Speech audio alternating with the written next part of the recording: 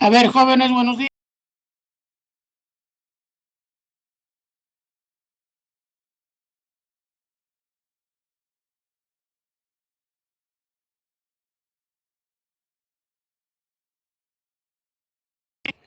Buenos días. ¿Escucha el audio, por favor?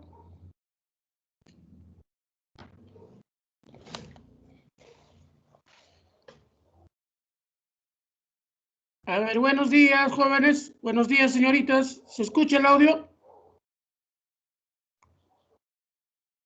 Se escucha.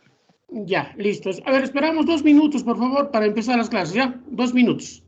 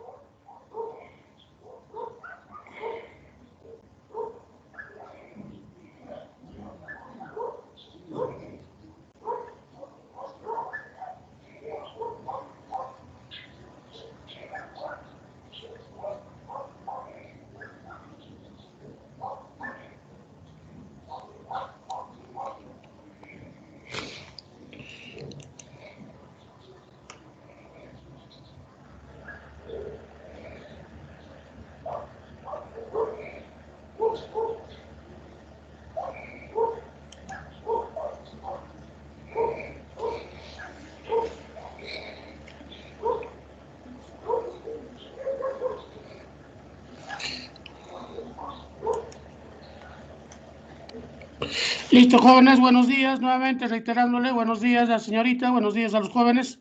Entramos a la semana número 4 del curso de cívica, ¿ya? El tema del día de hoy, a ver, presentamos la diapositiva. ¿Se observa la diapositiva, por favor? A ver, jóvenes, ¿se observa la diapositiva? Sí, profesor. Listo. El tema del día de hoy tiene dos subtemas, lo que es el imperio de la ley y la constitución política. Listo, lo que iniciamos explicando lo que es el imperio de la ley. Ya, entonces, al imperio de la ley, atención, también se le llama el Estado de Derecho.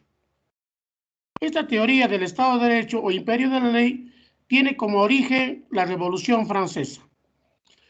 Cuando en el mundo habían reyes, monarcas, el rey pues tenía todo el poder. Es decir, que en esas sociedades no habían pues lo que llamamos los poderes del Estado. Entonces, todo el poder estaba concentrado en el rey. Pues. Incluso el rey era considerado como hijo de Dios y por tal tenía pues tenía la facultad de hacer y deshacer de acuerdo a sus conveniencias. Entonces, por ejemplo, el rey podía dar leyes, podía cobrar más tributos, gobernaba el reino y administraba justicia. ¿Ve? Entonces, por ese excesivo poder, el rey pues cometía abusos. Entonces, para frenar esos abusos, en este caso del rey y de los gobernantes, es que se crea la teoría de el Estado de Derecho o el imperio de la ley. Y en simples palabras, ¿en qué consiste el Estado de Derecho? Dice, es el gobierno de las leyes y no de los hombres, o no de las autoridades, no de los funcionarios. En un Estado de Derecho el que gobierna es la ley. La ley está por encima de tu voluntad, de tu capricho, de tu anhelo, está por encima de eso. Entonces, esta teoría fue planteada, nuevamente reiteramos, para frenar el poder excesivo de los reyes y frenar el abuso que cometían estos. Entonces, ya posteriormente a la Revolución Francesa, en la mayoría de sociedades donde se van a dar constituciones, se va a incluir esto del Estado de Derecho. Ahora, el Estado de Derecho tiene 3 características o 4 características. Uno, acá nuevamente se reitera, prima la ley sobre la voluntad de los gobernantes. Nuevamente, la ley está por encima de todos, pues, tanto del gobernante y del gobernado. Es decir, gobernante y gobernado debe cumplir y respetar la ley. A ver, vamos al ejemplo.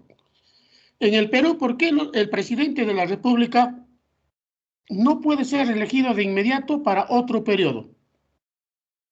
Es decir, para 5 años más seguido.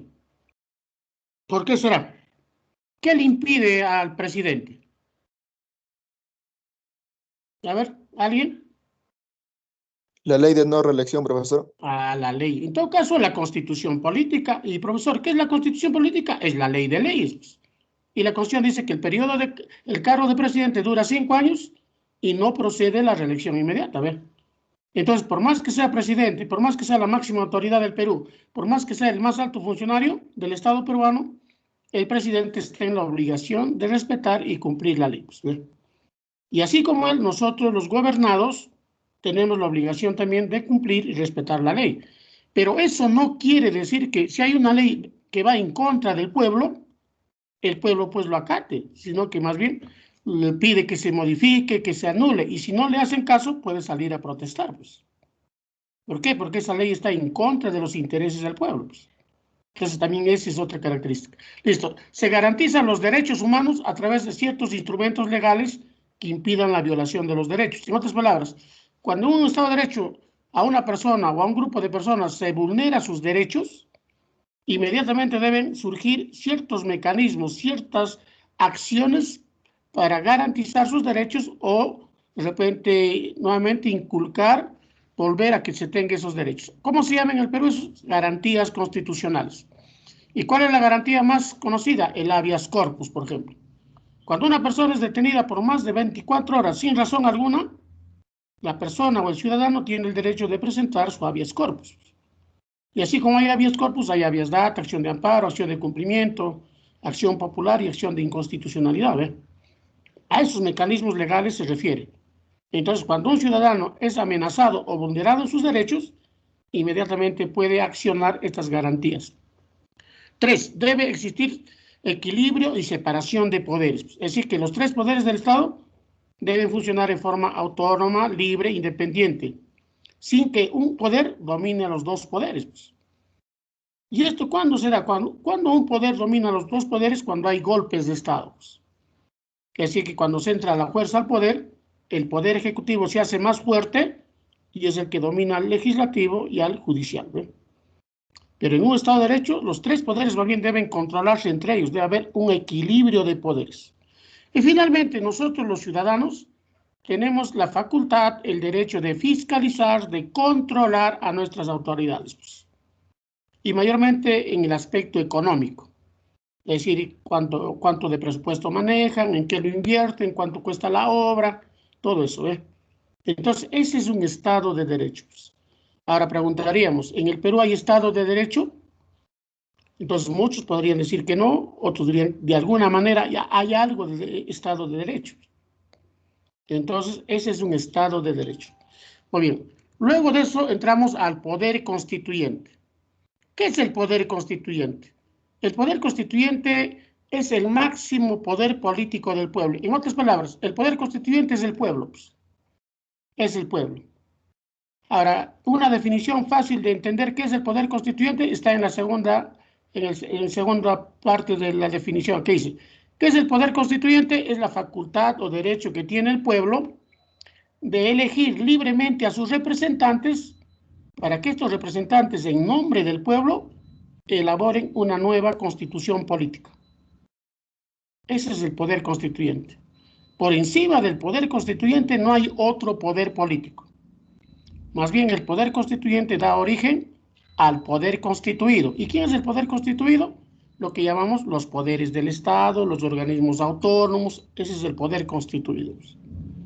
¿Está bien? Entonces, ¿qué es el poder constituyente? Es el encargado de elaborar y aprobar una nueva o una primera constitución o posteriormente una nueva constitución política. Ahora, este poder constituyente se expresa, se manifiesta de 4 formas. Hay 4 formas del poder constituyente. ¿Cuáles son? La Convención Constituyente, la Asamblea Constituyente, el Congreso y el referéndum constituyente. ¿Ve? Los 4 son formas o expresiones del poder constituyente. Muy bien, la Convención Nacional, o llamado Convención Constituyente, fue la primera forma del poder constituyente que surgió en el mundo. ¿Y qué cosa es? Es la reunión de representantes elegidos por el pueblo que tienen solamente una sola misión. ¿Qué cosa? Elaborar y aprobar una constitución política. Nada más. A esa función se le llama función constituyente. Ejemplo, La primera constitución del mundo es la Constitución de Estados Unidos de América o de Norteamérica. ¿En qué año? En 1787. Esta constitución americana fue elaborada a través de una convención constituyente. Acá está la convención, ¿ven? En la diapositiva vemos, están los representantes del pueblo discutiendo, analizando y aprobando la constitución norteamericana. Ahora, en el Perú, 3 constituciones peruanas fueron hechas a través de convención nacional. ¿Cuáles? La de 1834, la de 1856 y la de 1920. Esas son las 3 constituciones que fueron elaboradas a través de una convención nacional o convención constituyente. Ahora, cuando los representantes de la convención se reúnen, aquí están reunidos, se le denomina Asamblea Nacional. Ese es su nombre. A la reunión de los representantes se le llama Asamblea Nacional. Ahora, para muchos entendidos, y también cuando ustedes leen este tema, para muchos entendidos dice que esta forma del poder constituyente llamado convención está en desuso. ¿Qué quiere decir, profesor, en desuso? Que la mayoría de países ya no lo utilizan con ese nombre. Son pocos los que utilizan. Por ejemplo, Chile hace poco le ha llamado Convención Nacional a su elección de representantes para elaborar una nueva constitución para Chile. Pero son pocos ya los que no lo denominan con ese nombre, ¿ya? Luego entramos a la Asamblea Constituyente, que igual es la reunión de representantes elegidos por el pueblo que tienen una sola misión, igual que la primera, la función constituyente. ¿Y qué es función constituyente? Elaborar y aprobar una constitución política. Listo. ¿Qué constitución fue elaborada a través de asamblea? La Constitución peruana de 1979. ¿Y quién presidió esa asamblea? Este señor. Este señor. Y este señor ya lo hemos mencionado la semana pasada. Es el fundador y líder máximo del APRA. A ver, recuerden, ¿quién es el máximo o el fundador del APRA? Aya de la Torre. Aya de la Torre. Entonces, Aya de la Torre fue el que presidió la Asamblea Constituyente de 1978-79 y que elaboró y aprobó la Constitución de 1979. Ahora, esta Asamblea Constituyente se forma después de 12 años de gobierno militar que tuvo el Perú.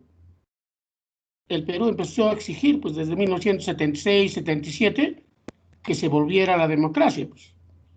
Y Francisco Morales, que era presidente, convoca a que se formara la Asamblea Constituyente. Y una vez formado, ellos elaboraron y aprobaron esta Constitución. Listo. Ahora vamos al Congreso Constituyente. Igual que el anterior, el Congreso Constituyente es la reunión de representantes elegidos por el pueblo, pero que tienen 3 funciones. ¿Qué funciones? La función constituyente, legislativa y fiscalizadora. Constituyente, ellos también elaboran y aprueban una constitución. Legislativa o normativa, pueden dar leyes. Y fiscalizadora, controlan y vigilan a todas las autoridades del Estado, mayormente a funcionarios de alto nivel. Ejemplo, al presidente, a los ministros, a los mismos congresistas, a todos ellos. ¿Está bien? Ahora, la mayoría de constituciones que ha tenido el Perú fueron hechas a través de asambleas o a través de congresos constituyentes. Ejemplo, la de 1823, la de 1828, la de 1920, la de 1933 y la actual Constitución, la de 1993. Fue hecho a través del Congreso Constituyente Democrático. ¿Está bien? Entonces, muchos miran, profesor, entonces, ¿en qué se diferencia el Congreso Constituyente de una Asamblea Constituyente? La diferencia es las funciones que cumplen. La Asamblea solamente tiene una sola función, la de elaborar una Constitución. En cambio, el Congreso tiene 3 funciones.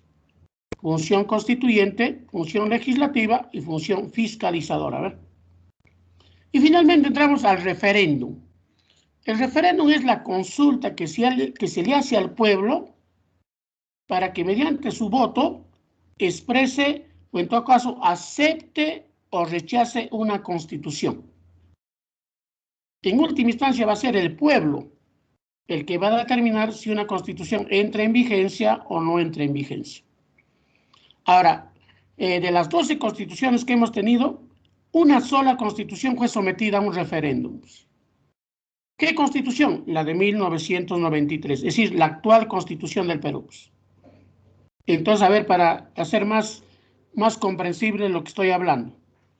La constitución de 1993 fue elaborada y aprobada por el Congreso Constituyente Democrático, más conocido como el CCD. Luego fue sometida a un referéndum para que el pueblo, mediante su voto, expresara su voluntad, pues, si lo aceptaba o lo rechazaba. Y aquí vemos en la diapositiva un periódico de esa época que dice: se aprobó en referéndum la nueva Constitución Política del Perú. Es decir, ¿de qué año? De 1993. ¿Ve? Entonces, ese es el referéndum, consulta al pueblo. Les pregunto, ¿cuál de los dos candidatos que está presentándose para la presidencia está pidiendo que se forme una asamblea constituyente? ¿Quién? ¿Keiko o Castillo? Castillo. Ah, Castillo. Castillo. Entonces, si se formara una asamblea constituyente, nosotros los ciudadanos lo vamos a elegir, pues como elecciones. Vamos a elegir a los constituyentes, para que estos constituyentes, en nombre de nosotros, elaboren una nueva constitución del Perú. Pues. Incluso de repente en la convocatoria dice: una vez terminado de elaborar la constitución, la asamblea constituyente, esta constitución se someterá a un referéndum. Entonces, en última instancia, nosotros seríamos los que vamos a aceptar o rechazar la nueva constitución del Perú. Listo. Entonces, esos son el poder constituyente. Ahora nos vamos a la constitución política. Etimológicamente, la palabra constitución proviene del vocablo constituyere, del vocablo latino, que significa constituir, ¿no? ¿Y qué es constituir? Es crear, dar origen a algo. En este caso, a través de una constitución se da origen al Estado. Ahora, definición. La definición más fácil de repente incluso de recordarse es la siguiente. Dice, ¿qué es la constitución política? Es la norma jurídica de mayor jerarquía de un país. Esa es la definición más fácil, porque hay otras definiciones que al final es lo mismo. Dice, otra definición dice, ¿qué es la constitución política? Es el conjunto de normas supremas que rigen el pensamiento económico, social, cultural, social de un país. Y al final es lo mismo. Ahora, la constitución política también tiene otras denominaciones, otros nombres. En vez de decirle constitución política, ¿con qué otro nombre le puedo conocer? Ya, uno, Carta Magna. Acá también dice ley de leyes. Y en tu compendio también hay otra palabra que dice ley fundamental del Estado. Esas son las tres, podríamos decir, tres sinónimos de lo que también es una constitución. Ahora, otras formas, algunos le dicen la carta política, otros le llaman la ley madre, otros le dicen la ley suprema, que al final es la constitución política. Pero en tu libro, reitero, no te vaya a venir esa pregunta, solamente está tres nombres: carta magna, ley de leyes o ley fundamental del Estado. Nada más. Listo. Ahora, ¿cuántas constituciones ha tenido el Perú en su proceso histórico? Ha tenido 12 constituciones. Aquí está en la diapositiva y está en tu libro, las 12 constituciones, ¿ve? La primera constitución de 1823, ¿no? Esa fue la primera constitución del Perú, hecha por un Congreso Constituyente, ¿ve? Y por analogía, la última constitución es la de 1993, elaborada por el Congreso Constituyente Democrático, más conocida como el CCD. ¿Está bien? Ahora, algunas constituciones que tienen algunas características, por ejemplo. ¿Qué constitución del Perú es de menor vigencia? La que duró menos tiempo en el Perú es la de 1826. ¿Cuántos días? Aproximadamente 87 días. A ver, ¿y cuál es la de mayor duración? La de 1860, hecho por un Congreso y promulgada por Ramón Castilla. ¿Cuántos años? Más o menos 60 años. Ahora, ¿a qué constitución le llaman la constitución madre? O la madre de todas las constituciones, a la de 1828. ¿Y por qué dicen constitución madre? Porque esta constitución sirvió de modelo para que surgieran las demás constituciones del Perú. Ahora, por el personaje, la de Víctor Raúl Aya de la Torre es la constitución de 1979, ¿ve? Hecha por una asamblea constituyente y promulgada por Aya de la Torre. Ahora, hay una constitución que se relaciona con Huancayo. A ver, ubiquen en la diapositiva. ¿A qué constitución se le dice Constitución de Huancayo? Era 39. A la de 1839, ¿ve? Se le llama, ¿quién lo elaboró? Un congreso constituyente que funcionó en Huancayo y fue promulgada por Agustín Gamarra. Entonces, esto hay veces viene bastante porque se relaciona con Huancayo. Pues la pregunta que te hacen es, ¿qué constitución del Perú fue promulgada en la ciudad incontrastable de Huancayo? Entonces, rapidito, 1839. Pues. Y si no te preguntan así, te van a decir, la Constitución de Huancayo de 1839 fue promulgada ¿por quién? ¿Quién promulgó esa Constitución? La respuesta es Agustín Gamarra, pues, está aquí en la diapositiva. Entonces, él fue la que promulgó esta Constitución. Pues. ¿En qué lugar de Huancayo? Aquí tenemos el lugar. Pues. En este lugar fue promulgada. Es una capilla, ¿no? La capilla de la Merced. A ver, los que somos de Huancayo, ¿dónde queda esta capilla? ¿Dónde queda? Diario están pasando algunos, pero creo no se dan cuenta. ¿Dónde queda? ¿En qué calle? A ver, los que son de Huancayo.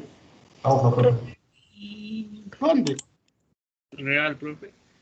En la calle Real. Real y Ayacucho. ahí está, Real y Ayacucho. Más conocido como la Bajada del Tambo. Ahí queda esta capilla. Entonces, en esa capilla se promulgó la Constitución de 1839. Listo. Nos vamos a la Constitución de 1993, la actual Constitución. Entonces, la actual Constitución del 93 tiene como punto de origen el autogolpe de Estado provocado por Alberto Fujimori, el 5 de abril de 1992. Como vemos en la diapositiva, Fujimori sale a dar un mensaje al Perú, pues. Más o menos era ya las 11:30 de la noche. Y en ese mensaje, Fujimori expresa pues que el Perú atravesaba una de sus crisis más graves de su época republicana, como era el terrorismo, la hiperinflación, la corrupción. Y él, como presidente, quería de repente combatir esos males, pero el Congreso, en vez de ayudarle, en vez de prestarle ayuda, siempre le ponía trabas, siempre le ponía dificultades. Entonces, él argumenta todo eso y al final dice, por tales hechos, mi gobierno ha decidido dar las siguientes medidas. ¿Y cuál es la palabra más recordada? ¿Ve? Acá está en la diapositiva. He decidido disolver temporalmente el Congreso de la República y reorganizar a todas las instituciones del Estado. En otras palabras, Fujimori estaba rompiendo la democracia y se estaba convirtiendo en un dictador, pues, autoritario. Y al terminar su discurso, su mensaje, las calles de Lima fueron tomadas por las tropas del ejército, pues, tanto locales de los tres poderes, de los organismos autónomos, de los líderes de esa época, todo. Ahora, lo de bueno de Fujimori fue que recibió el respaldo de la población. Más del 80% de ciudadanos estuvieron de acuerdo con el autogolpe de Estado de Fujimori. Estuvieron de acuerdo. Pero ¿cuál fue el problema de Fujimori? Fue a nivel externo. La Organización de Estados Americanos es el que se opone a su autogolpe y le pide, incluso le amenaza a Fujimori a volver a la democracia. Porque si no, el Perú iba a ser castigado de dos maneras, económica y diplomáticamente. Económicamente, ejemplo, bloqueo comercial, nadie le va a prestar dinero, sus dineros que tienen diferentes bancos del mundo quedan congelados y demás. Y a nivel diplomático, expulsión de la OEA y de la ONU. Entonces, como la idea de Fujimori era más bien prestarse más dinero de los países, él en persona va hasta la OEA y en una reunión de presidentes americanos se compromete a volver a la democracia. Él les dice, señores, voy a retornar a la democracia en el Perú convocando elecciones para formar el CCD, el Congreso Constituyente Democrático, que se encargará de elaborar la nueva constitución del Perú y de esa manera regresaremos a la democracia. Y efectivamente, Fujimori regresa al Perú y convoca elecciones y se forma el CCD. ¿Cuántos lo integraron? 80 constituyentes, que se encargarían de elaborar y aprobar la nueva constitución del Perú. Ahora, dentro de esos 80, ¿de qué grupo político ganó o predominó? Fueron los fujimoristas. Más del 50 o 60% fueron fujimoristas. Ahora, solamente aquí un detalle. Después de su autogolpe, Fujimori llama a su gobierno el Gobierno de Emergencia y Reconstrucción Nacional. Y una vez elegidos los 80 constituyentes, estos 80 eligen a su representante, a su presidente. ¿Quién fue el presidente del CCD? Aquí está en la diapositiva. Fue Jaime Yoshiyama Tanaka, gran amigo de Fujimori, también hijo de descendientes japoneses, pero nacido en el Perú. Él hasta ahora está vivo, pero está con un proceso de corrupción, ¿no? Se dice que a él ciertas empresas extranjeras, creo, Odebrecht, le ha dado $2 millones para que le entregue a Keiko Fujimori. Entonces, ahorita está en ese proceso. Ya, listo. ¿Qué de nuevo trae la Constitución del 93 que antes no había en el Perú? Aparecen nuevos derechos políticos. Ejemplo, derecho al referéndum, derecho a la iniciativa legislativa, es decir, presentar proyectos de ley por los ciudadanos, derecho a la revocatoria y remoción de autoridades. Revocatoria quiere decir se le puede destituir autoridades elegidas por el pueblo. Remoción también es sacar autoridades designadas, es decir, cargos de confianza, pero simplemente de nivel regional y local. Ejemplo, al prefecto regional, al director regional de salud, al director municipal, a ellos. Se incorpora el derecho de elegir a los jueces de paz. Los jueces de paz laboran en un anexo, caserío, en un pueblo joven, en un centro poblado. Entonces, de acuerdo a esta Constitución, ellos deben ser elegidos por el propio pueblo. Otro, derecho a la identidad étnica, quiere decir que cada persona tiene el derecho de ser respetado en su cultura. Y nadie tiene el derecho, pues, de burlarse o de hacerle discriminación por su cultura. Bueno, esta Constitución establece que la educación inicial, primaria y secundaria es obligatoria y gratuita en instituciones del Estado. Esta institución amplía, antes solamente era hasta la primaria. Esta Constitución establece que también la secundaria es gratuita y es obligatoria. Aparecen dos nuevas garantías constitucionales. ¿Cuáles? El habeas data y la acción de cumplimiento. El habeas data es una garantía que se presenta cuando una entidad del Estado te niega información. Pero tiene que ser entidad del Estado. Ejemplo, vamos a suponer que ustedes ya están, pues, siguiendo en la Facultad de Medicina o Enfermería, entonces cierto profesor o cierto médico te deja un trabajo. Dice, a ver, joven, forma tu grupo y vas a investigar sobre cuántos muertos por diferentes enfermedades se realizan aquí en Huancayo o en el Valle del Mantaro. Pues. Entonces tú quieres saber esa información, pues. Entonces inmediatamente con tu grupo, pues, ¿a dónde irían a averiguar eso? A ver, ¿quién te podría dar esa información? De cuántas personas mueren, pero por diferentes enfermedades, pues, por cáncer u otros tipos. ¿Dónde podrías buscar esa información? ¿Dónde? De repente uno irte al mismo hospital, ¿no? A los hospitales de Huancayo, ejemplo, al Hospital Carrión, al Hospital Neoplásica de Concepción, al Hospital El Carmen, de repente. Entonces, ¿qué pasa si tú con tu grupo se hacen presentes en el Hospital Carrión, presentan su solicitud y el médico o el encargado, el que dirige la institución, dice, no, no, jóvenes, esta información es reservada, no se puede dar, cuando sabemos que esa información es pública. Entonces, ¿cómo se le obliga a este encargado, o en otro caso, el que dirige la institución, que te dé la información? Simplemente puedes recurrir a la habeas data. ¿Por qué? Porque es una entidad pública. Lo que no podría hacer, por ejemplo, es pedir información sobre Plaza Vea. Puedo pedir, quiero saber cuánto gana Plaza Vea al mes. Voy y presento mi documento. Entonces, simplemente Plaza Vea dirá, señor, esta es una entidad privada. No se le puede dar esa información. Se niega. ¿Tú podrías plantear habeas data? La respuesta es no, porque es entidad privada. Y la otra acción es la acción de cumplimiento. ¿Cuándo se plantea una acción de cumplimiento? Cuando un funcionario o autoridad no quiere cumplir con la ley. Por ejemplo, un alcalde, el gobernador regional, el director regional de educación, el director regional de salud, de repente. Entonces, cuando ellos no quieren acatar una disposición legal o administrativa, procede la acción de cumplimiento. ¿Ya? La Constitución del 93 también trae, surgen nuevos organismos autónomos, nuevas instituciones autónomas, por ejemplo, la Defensoría del Pueblo, la OMPE, el RENIEC y el Tribunal Constitucional. Se surgen con la Constitución de 1993. Ahora, como estamos en elecciones, a ver, les voy a preguntar, dígame una función de la OMPE, a ver. El domingo, ¿de qué se va a encargar la OMPE? De contabilizar los votos. Y ahora de contabilizar los votos y de difundir los resultados oficiales.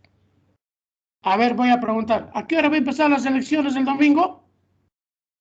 7 a.m. ¿A qué horas? ¿7 de la mañana? Sí, profe, sí. Creo que es a las 8 de la mañana. ¿Hasta qué hora? A las 7 es, profe. Hasta las 7 de la noche. ¿Sí? Entonces, una vez culminado a las 7 de la noche, la OMPE va a dar los resultados oficiales. Pero la OMPE nunca va a salir pues a esa hora. La OMPE va a salir de repente a las 10 de la noche o 9 de la noche a dar los primeros resultados oficiales. Entonces, lo que nosotros vamos a escuchar o ver a las 7 y 1 segundo es a boca de urna. Es decir, es eso hecho por las encuestadoras. Utilizando estadística, ¿no? Hacen ese resultado. Pero eso no es resultado oficial. El que da resultado oficial es la OMPE.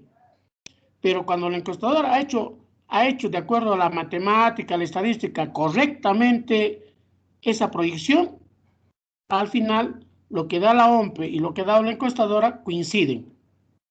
Pero hay veces hacen mal su trabajo las encuestadoras y dan mal resultados. Entonces hay que tener cuidado eso. Otro, la propiedad de un nacional o extranjero recibe el mismo trato. Es decir, que cuando un extranjero compra, ejemplo, una propiedad en el Perú, tiene los mismos derechos y deberes que un peruano. Otro, este tema vamos a hablar más adelante, se le da rango constitucional al dominio antártico. Es decir, que en la Constitución se habla de la Antártida. Bueno, el otro, la economía del Perú es de tipo social de mercado. Es decir, que la economía del Perú se rige por la ley de la oferta y la demanda. Pero este planteamiento también sostiene que cuando hay concertación de precios, es decir, que cuando las empresas se ponen de acuerdo para poner un determinado precio y no competir, el Estado se supone que debe intervenir para regular ese problema. O cuando se trata de un monopolio. Pero el día de hoy hemos visto que el Estado no interviene. Si no recordemos el año pasado, ¿qué sucedió cuando se dio la pandemia? 2 o 3 empresas manejan el mercado de medicamentos en el Perú. Y ponían el precio que le daba la gana. Un paracetamol que el día de hoy vale 10 céntimos, costaba 10 soles, creo. ¿Y por qué decía el Estado no interviene? No, es que es libre mercado, decíamos. Pero eso no quiere decir abusar, pues no, abusar. ¿Ve? Ese es el problema en el Perú. Y finalmente, en el Perú todavía prevalece la pena de muerte en 2 casos. por traición a la patria en caso de guerra y terrorismo. Ahora viene la pregunta que he leído en varios exámenes de diferentes universidades. En San Marcos, por ejemplo. La pregunta es, ¿por qué en el Perú no se puede aplicar pena de muerte por terrorismo? Porque si no, ya le hubieran dado pena de muerte pues, a Abimael Guzmán, al camarada Artemio, al camarada, no sé, varios camaradas. ¿Por qué no le han dado pena de muerte?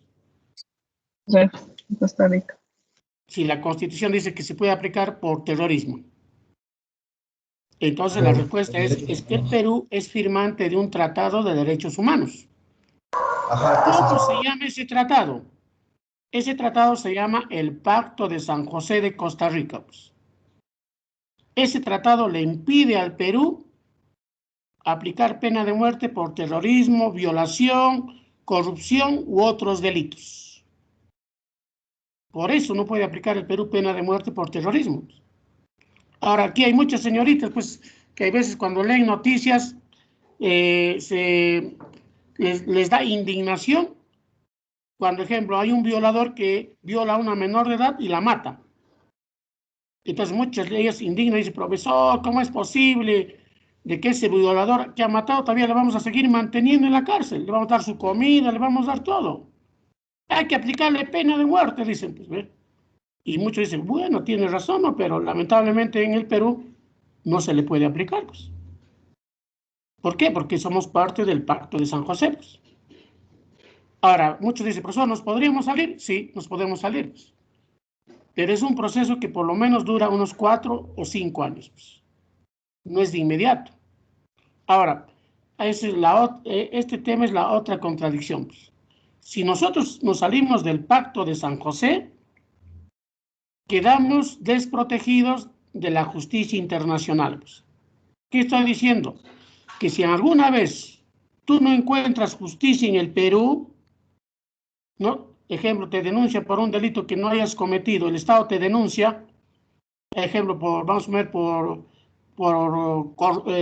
estafa, vamos a suponer, pues, ¿no? Pero tú sabes que eres inocente, pues. Nunca has cometido ese delito, pero en todas las instancias del Poder Judicial te hallan culpable, pero tú dices, no, yo soy inocente, pues. Entonces, cuando en el Perú no encuentras justicia, puedes recurrir a una corte internacional llamada la Corte Interamericana de Derechos Humanos, que es parte del Pacto de San José. Y en esa corte te pueden dar justicia. ¿Eh? Pero si nos salimos del pacto, ya no podemos recurrir a esa corte. Al final también nos perjudicaría. ¿eh? Entonces hay distintas formas de percibir ese problema. ¿Ya? Listo. Nos vamos a la estructura de la Constitución.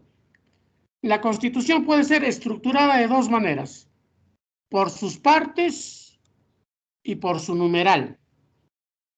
Por sus partes, la Constitución tiene 5 partes. ¿Cuáles son? 1, el preámbulo. ¿Qué es el preámbulo? El preámbulo es la parte inicial, es con lo que se inicia la Constitución política del Perú, y en el preámbulo se establece la visión de Estado que se quiere tener. Otros dicen es la parte filosófica, es la parte doctrinaria de por qué se hace la Constitución y a nombre de quién. Y el preámbulo está en tu compendio y también aquí tenemos en la diapositiva. Dice Constitución Política del Perú. Preámbulo. El Congreso Constituyente Democrático, invocando a Dios Todopoderoso, obedeciendo el mandato del pueblo peruano y recordando el sacrificio de todas las generaciones que nos han precedido en nuestra patria, ha resuelto dar la siguiente Constitución. Ese es el preámbulo de la Constitución actual del Perú. Es pequeño, ¿no? En cambio, el preámbulo de la Constitución 79 tenía como 3, 4 hojas. Aquí ya lo han hecho recontra sintéticos. Pero a pesar que está sintético, si tú empiezas a explicar párrafo por párrafo, tiene también su significado. Pues. ¿No? Cuando dice, invocando a Dios Todopoderoso, se deduce que la mayoría de peruanos son creyentes. Y cuando dice obedeciendo el mandato del pueblo peruano, quiere decir que el máximo poder del pueblo es el pueblo, pues, es el poder del pueblo.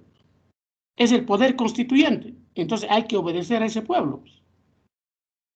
Y recordando el sacrificio de la gente, es decir, recordar a toda aquella persona que de alguna manera ha contribuido a lo que hoy día es el Perú. Pues.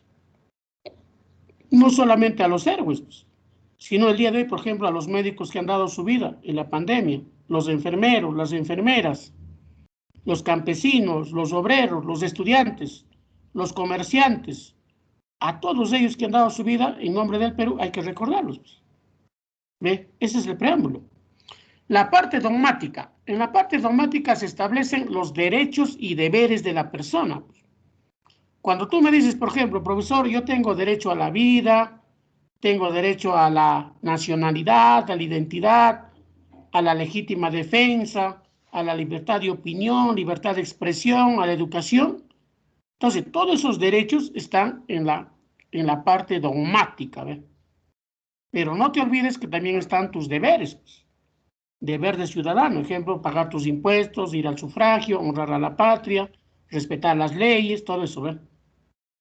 Incluso dice, están también las características diferenciales del Estado. El Estado peruano es una república democrática, social, independiente y soberana. Todo eso está en la parte dogmática. Ahora, ¿por qué dice dogmática? ¿Qué quiere decir dogmática? Dogmática quiere decir que no se cambia, es invariable. En otras palabras, por más que pase el tiempo, nuestros derechos siempre van a estar presentes. No se van a cambiar. ¿Está bien? Listo. La tercera parte es la parte orgánica. Y en la diapositiva y en tu libro dice, ¿qué es la parte orgánica? ¿Qué está en la parte orgánica? Está la estructura del Estado, ¿ve? Ahora, esto quiero explicarles, un favor, presten atención. Cuando yo digo estructura del Estado, estoy diciendo en otras palabras, ¿qué instituciones forman el Estado peruano? Eso estoy diciendo en otras palabras. Entonces, la respuesta. Las instituciones que forman el Estado pueden dividirse en dos grupos. Primer grupo lo forman los poderes del Estado. ¿Quiénes? El legislativo, ejecutivo y judicial. Ese es el primer grupo que es parte de la estructura del Estado. El segundo grupo son los organismos que se llaman los organismos autónomos del Estado. Y eso hemos dicho ya en la anterior parte, que la Constitución del 93 ha creado nuevos organismos autónomos. Por ejemplo, Defensoría del Pueblo, la OMPE, RENIEC, el Tribunal Constitucional y otros organismos, el Ministerio Público, la Junta Nacional de Justicia, el Banco Central de Reserva del Perú y otros, ¿ve? Ellos también son parte de la estructura del Estado. Entonces tenemos dos, poderes del Estado, 3, y organismos autónomos, que son más de 10 organismos autónomos. Ahora, muchos que han leído la cuestión dicen, profesor, un momento, pero en la Constitución también hay organismos tutelares. Y tiene razón. ¿Y quiénes son? Las Fuerzas Armadas y la Policía Nacional del Perú. La pregunta es, profesor, ¿estos organismos tutelares es un tercer grupo? Poderes del Estado, organismos autónomos y organismos tutelares. La respuesta es no.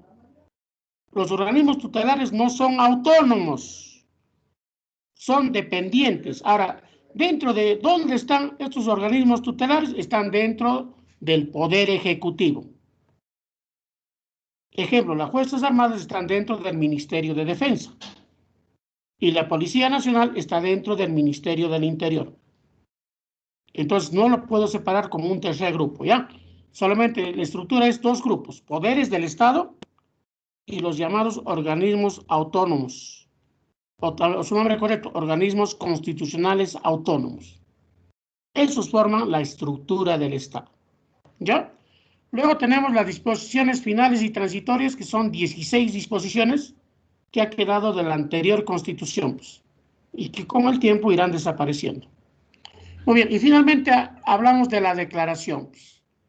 En esta declaración se habla de la posición del Perú frente a la Antártida. Pues. Y a ver, como ustedes llevan ecología bastante, saben que a través de del Tratado Antártico firmado por el Perú en 1982, el Perú está obligado a ir todos los años a la Antártida, pues, a hacer sus investigaciones. Incluso ahí en Antártida ha construido su base científica. ¿Cómo se llama esa base científica? Se llama Machu Picchu. Entonces ahí tiene su base científica, pues. Entonces, ¿el Perú qué propone en esta declaración? El Perú propone que la Antártida solamente debe servir para dos cosas. Uno, debe ser una zona de paz. Y dos, solamente debe servir para la investigación científica, nada más. Esa es la propuesta del Perú al mundo sobre la Antártida, pues. ¿Y eso está en qué parte? Está en la declaración, pues. Eso sería por sus partes. Ahora, por su numeral, el Perú tiene, o la Constitución tiene títulos, capítulos y artículos, pues. ¿Cuántos títulos? 6 títulos. ¿Cuáles son? Aquí está en la diapositiva. Primer título, de la persona y de la sociedad. Segundo título, del Estado y la nación. Tercer título, del régimen económico. Cuarto, de la estructura del Estado. 5, de las garantías constitucionales. Y 6, de la reforma de la Constitución. ¿Está bien? Entonces, eso es partes numeral. Ahora, siempre les digo, para que se recuerden ustedes por su numeral, simplemente, a ver, como la mayoría supongo que son creyentes, saben la respuesta a esta pregunta, pues. A ver, a eso que en el mundo católico más que todo llaman el anticristo, que va a venir algún momento, dice aquí a la tierra, va a ser identificado con un número. ¿Cuál es el número del anticristo? A ver, el que ¿ha escuchado alguna vez? Sí, profe, es el 666. ¿Qué número es? 666. Ahí está. Ahí está. Pues es el 666. Y aquí está el 666, pues, ¿ve? 6 títulos, 26 capítulos y 206 artículos. Entonces nuevamente repito, ¿quieres recordarte de la Constitución por su numeral? Te recuerdas al toque del número del anticristo. Pues. El 666, 6 títulos, 26 capítulos y 206 artículos. ¿Está bien? Claro que ahí se agrega también, pues, acá está, ¿ve? Por su numeral. Se tiene un preámbulo y tiene disposiciones finales y una declaración. Pues, ¿ve? Aquí lo han mezclado por su numeral y por sus partes. Listo. El tema es la reforma de la Constitución. Acá el ciudadano se dice, ¿cómo se come eso? ¿Qué cosa es eso? A ver, esto, ¿cómo se come? Dice la reforma constitucional. Entonces, se come de la siguiente manera. Primero, ¿qué es reformar? ¿Qué quiere decir reformar la Constitución? Es cambiar, es modificar la Constitución en forma total o en forma parcial. Pues, acá pues dice, ve, en vez de decirle Constitución, le dicen carta política, ¿ve? ¿Y qué es carta política? La Constitución política. Pues. Ahora, la primera pregunta es, ¿quiénes pueden presentar iniciativas de reforma constitucional? Es decir, ¿quiénes pueden pedir que se cambie la Constitución? ¿En forma total o en forma parcial? Solamente a 3 le corresponde eso. Al presidente de la República con aprobación del Consejo de Ministros. Él solito tampoco no puede. Tiene que ser respaldado por el Consejo de Ministros. 2, los congresistas. Puede ser un congresista o un grupo de congresistas. Y finalmente nosotros los ciudadanos podemos pedir que se reforme la Constitución y para eso recolectamos firmas en un 0,3% de la población electoral nacional, conocido como el PEN. 2. ¿A quién le corresponde cambiar la Constitución?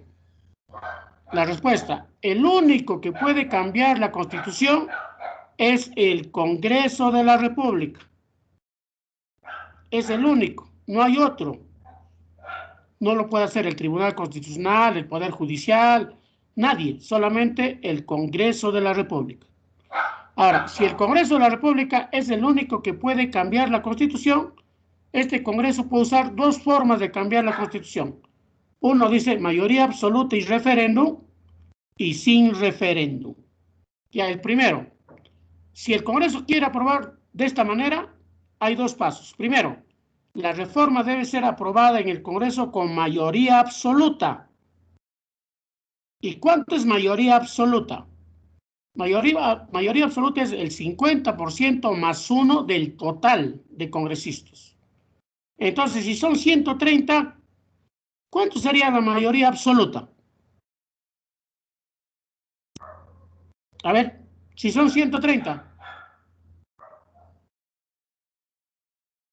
¿Cuánto sería la mayoría absoluta? A ver. 16 congresistas, profesor. El mínimo serían 66 votos. Pues.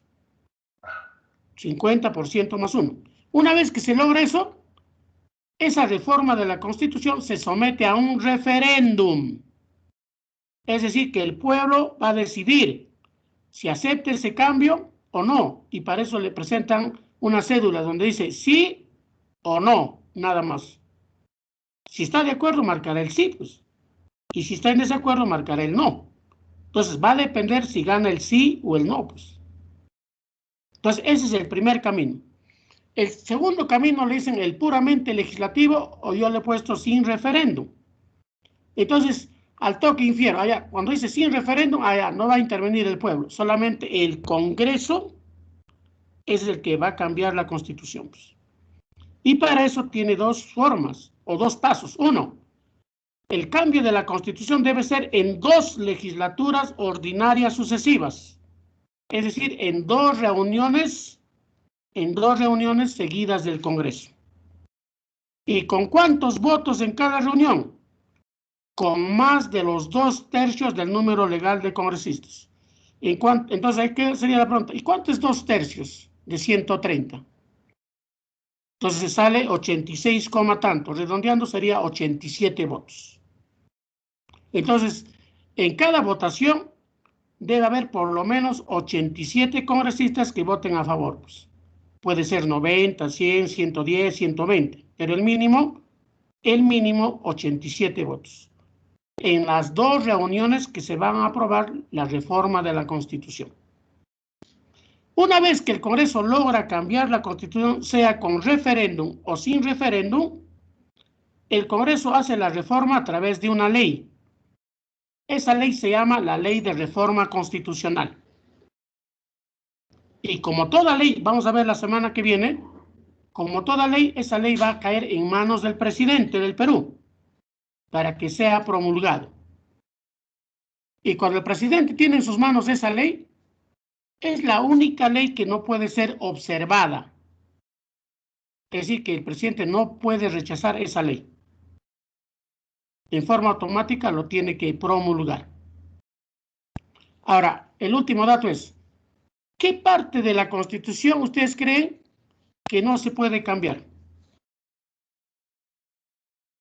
¿Qué parte? ¿El preámbulo? ¿La parte dogmática? ¿La parte orgánica? ¿Las disposiciones finales o la declaración? ¿Qué parte de la Constitución no se podría cambiar? A ver, ¿quién me dice? ¿Humanos? Disposiciones finales. Ya, la respuesta es donde están nuestros derechos. ¿Y en qué parte están nuestros derechos? En la parte dogmática. Esa parte no se puede cambiar. Listo, y finalmente tenemos algunos datos de la Constitución. Una vez que el Congreso Constituyente Democrático elaboró y aprobó la Constitución, esta Constitución fue sometida a un referéndum. ¿Qué día? El 31 de octubre de 1993. Pues acá vemos en la diapositiva blanco y negro que una ciudadana está emitiendo su voto y que un grupo de ciudadanos han sido transportados por un vehículo del ejército para emitir su voto. Una vez que ganó el sí, porque el referéndum ganó el sí con un 52%, la Constitución fue promulgada el 29 de diciembre de 1993 por Alberto Fujimori, presidente del Perú, en esa época. Una vez promulgada, fue publicada el 30 de diciembre de 1993 en el Diario Oficial El Peruano. Y finalmente, ¿cuándo entra en vigencia? El 31 de diciembre de 1993. Porque en algunos libros que tú vas a ver dicen 1 de enero de 1994. Y ese dato es erróneo. Porque si fuera 1 de enero del 94, sería Constitución del 94. Y aquí están las fechas, ahí está la lógica, pues ve, 29, promulgación, 30, publicación, y el 31 entra en vigencia. ¿Cuántos años tiene de vigencia? Creo que 26 años. Muy bien, a ver, la señorita Carla, ¿alguna preguntita? A ver, ¿alguna pregunta, señorita? A ver, usted en el chat. Ya, mayoría absoluta es 66 congresistas, no hay problema. Y más de los 2/3 es 87 congresistas. Listo, jóvenes, con esto terminamos el trabajo del día de hoy. Les voy a pasar la diapositiva o la práctica, por favor.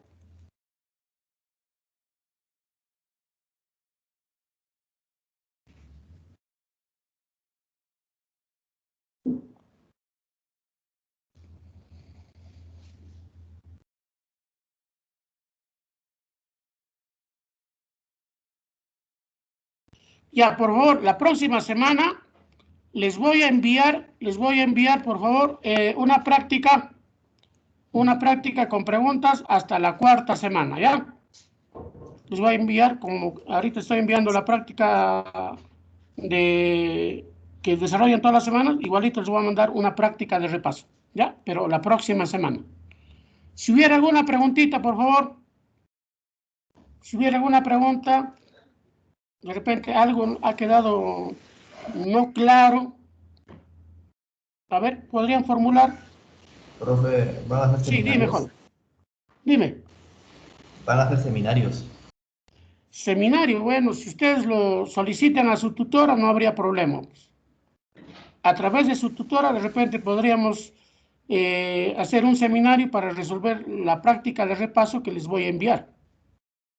¿No? Podría ser, es una modalidad.